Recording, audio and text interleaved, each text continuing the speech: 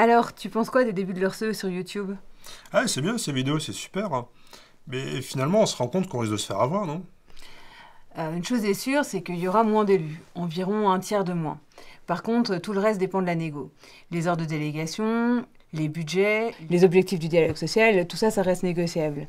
On va donc avoir potentiellement le meilleur comme le pire. Ah, mais toi, de ton expérience de l'Orse, pour le moment, c'est le meilleur ou c'est le pire?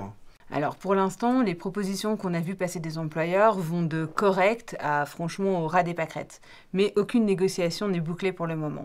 Ce qu'on voit surtout, c'est que les syndicats continuent à être peu préparés. Les patrons, eux, envoient leur projet d'accord 2 jours à l'avance, en ayant été bien préparés, et après ils mettent la pression aux syndicats pour boucler au plus vite la négociation. Et c'est pour ça que nous, à l'Orse, on met en ligne ces vidéos tout de suite, alors même que finalement les élections, dans la plupart des cas, auront lieu entre septembre 2018 et décembre 2019. Ah, mais justement, comment on va faire pour bien se préparer? Parce que dans la plupart de nos boîtes, on ne sait pas ce que va proposer le patron. Oui, mais ça, c'est pas important. Il faut commencer par se former, c'est ça l'essentiel. Les syndicats organisent des sessions de formation, il faut y aller vite, même si vos élections ne sont pas tout de suite. Ensuite, l'Orse propose des formations et des accompagnements sur mesure, entreprise par entreprise. Ah, mais avec ça, on ne sait toujours pas ce que va proposer le patron. Mais qu'est-ce que toi tu veux? Finalement, c'est ça la première question.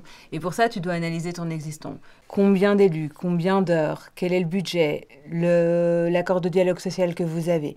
Il faut que tu fasses l'analyse de l'existant, l'inventaire de ce que tu as, pour savoir ce que tu vas demander. Ouais, bah avec ça, on va bien voir ce qu'on risque de perdre.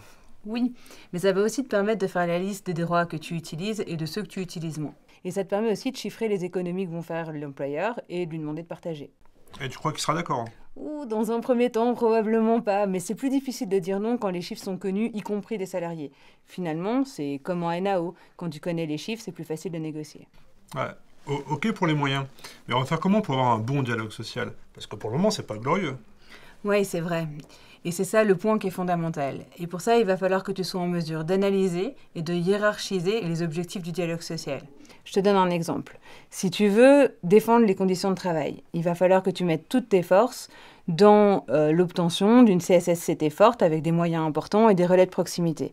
Si en revanche tu veux développer les carrières, dans ce cas-là, il faudra mettre tous les moyens sur la commission emploi-formation et sur les expertises sociales. Donc le CSE, c'est ce qu'on en fera en négociation. Oui, le CSE, c'est peut-être pas un cadeau, mais finalement, c'est quand même l'occasion de remettre à plat le dialogue social. Tu sais, les employeurs nous disent toujours qu'il faut transformer les contraintes en opportunités. Eh ben, sur ce coup-là, on peut leur retourner l'argument. Ok. Pas de bonne négociation sans accompagnement. Pas de bon accompagnement sans l'Orse.